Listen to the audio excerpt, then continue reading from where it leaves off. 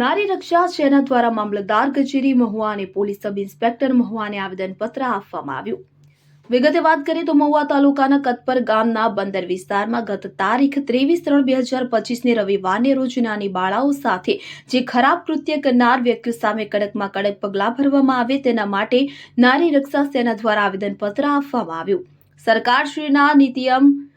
નિયમ મુજબ બેટી બચાવો બેટી પઢાઓના સૂત્રને સાર્થક કરવા ગામમાં અને સમાજમાં એક દાખલો બેસાડવામાં આવે કે જેથી આવા કૃત્ય કરનાર કોઈ પણ નરાધમ વ્યક્તિઓ કે જે 1000 વખત વિચાર કરે ત્યારે નારી રક્ષા સેના દ્વારા નમ્ર વિનંતી કે આવા કૃત્ય કરનાર વ્યક્તિને ઘટના સ્થળ પર લઈ આવી અને ગામમાં જાહેર સરઘસ કાઢવામાં આવે કે જેનાથી બીજા કોઈ વ્યક્તિ આવું કરતા વિચાર કરે તેમના મનમાં આવા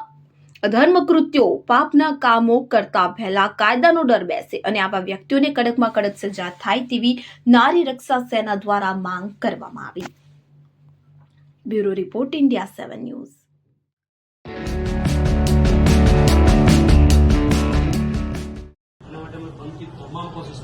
જે પણ થતું હોય તમારી મદદની જરૂર છે, કોઈ સાક્ષી સારા તટસ્થ બનાવવા માટે ઘણા હોશિયાર માણસો હોય આના વિરુદ્ધમાં કોર્ટો વ્યવસ્થિત જુબાની આપી શકે એવા માણસોની જરૂર છે કોઈ સમાજ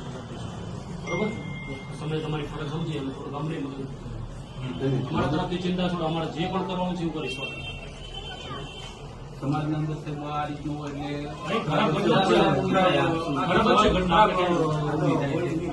હિન્દુ સમાજમાં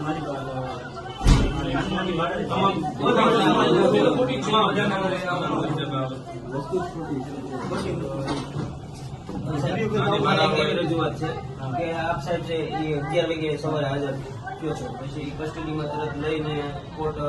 સાંજે 5:30 કોર્ટમાં અમને કેવું હતું મને મેસેજ મળે ગામના માણસો નહીં ભણેલા માણસો છો દુનિયામાં ઘણી ઘટનાઓ બનતી હોય પબ્લિક વિઝિટિંગ કરે આપણા વચ્ચે સંઘર્ષ થઈ ગયો બીજું અમારે એનો ફાયદો પહોંચાડવાનો આપણે એનો પૂરો ફિટ થાય એવું કામ કરવાનું અમારા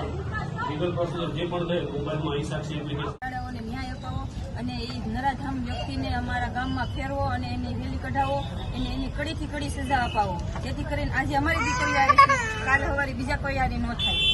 એવી અમારી અરજી છે। અમારી દીકરીને ન્યાય અપાવો।